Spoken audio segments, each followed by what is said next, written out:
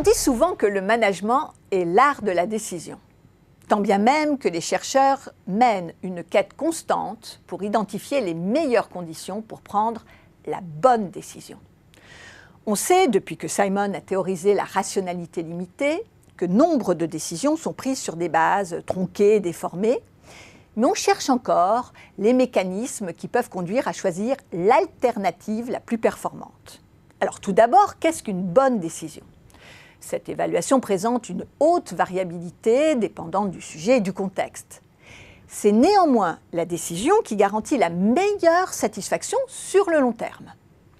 Muni de cette définition lapidaire, en quoi avoir la vessie pleine garantit-il de prendre une bonne décision, sinon la meilleure ?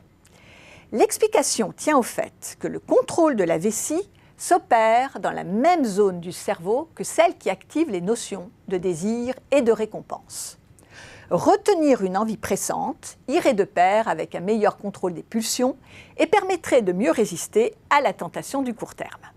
C'est du moins ce qu'a montré une chercheuse en psychologie de l'université de Twente, aux Pays-Bas, le docteur Mirjam Tuck, en demandant à des personnes de boire de l'eau avant de choisir entre une récompense de 10 € tout de suite ou de 30 € sous 3 jours.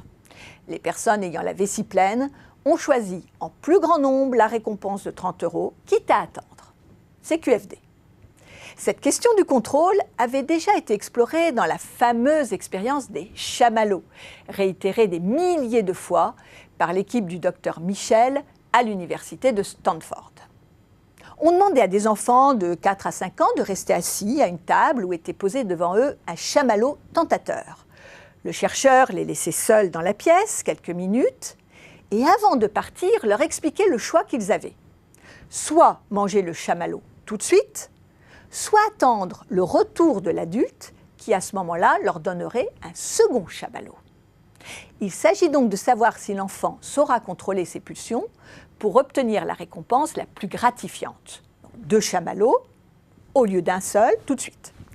Cette capacité de contrôle des pulsions serait prédictive d'un comportement plus performant dans la vie d'adulte. Suivis pendant des décennies, les jeunes enfants ayant su résister à leurs pulsions avaient une plus grande réussite à l'université, dans leur vie professionnelle, mais aussi personnelle. Contrôler ses pulsions pour préserver le long terme est donc le cadre qui suppose une prise de décision optimale. Le chemin de la réussite passerait donc par une vessie pleine. On murmure que David Cameron aurait testé le protocole lors d'une séance de négociation capitale autour du traité européen à Bruxelles. Ça ne coûte pas grand-chose d'essayer. Au pire, vous quitterez les lieux précipitamment, en laissant en plan vos interlocuteurs, suscitant ainsi curiosité et intérêt à votre endroit, ce qui peut aussi être un atout dans votre négociation. Car il faut tout de même rester vigilant. Une autre équipe, celle du professeur Peter Snider, toujours néerlandaise, a révélé que se retenir d'uriner trop longtemps pouvait affecter nos décisions autant que d'être sous ou ne pas avoir dormi depuis 24 heures.